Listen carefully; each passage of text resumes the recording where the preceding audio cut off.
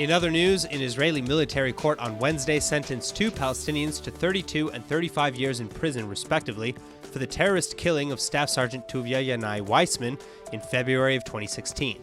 The suspects stabbed Staff Sergeant Weissman outside of a supermarket in the West Bank, and they were also involved in an attack that injured another victim. Further, a third teen suspect was sentenced to 35 years in December 2018 for his participation in the attacks. However, there's good news for the convicted terrorists, at least, as the Palestinian Authority reportedly increased its pay-for-slay terror funding from 2018 to 2019. And in fact, the PA has long held onto its pay-for-slay policy, in which terrorists and their families receive government stipends on a sliding scale, depending on the severity of the crimes, with more money going to the more heinous acts of violence.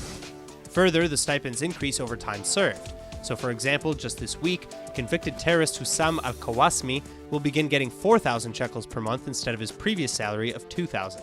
And Kawasmi was sentenced as the mastermind behind the 2014 kidnapping and murder of Israeli teens Gilad Shar, Eyal Yifrach, and Naftali Franki.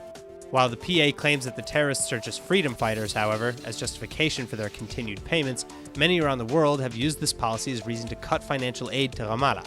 For example, in February of 2019, Israel implemented a law to deduct and freeze PA tax monies that Israel collects, equal to the amount that the PA pays to terrorists, which so far has amounted to $138 million.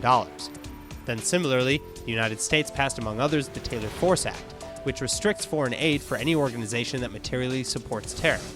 And finally, following reports of the PA's increase in terror salaries, United States Special Envoy to the Middle East Jason Greenblatt slammed Ramallah, taking to Twitter to write how, again and again and again, the PA ignores the countries that graciously donate assistance for the Palestinians, by increasing its funding for its despicable pay-to-slay program by over 11% in the first months of 2019.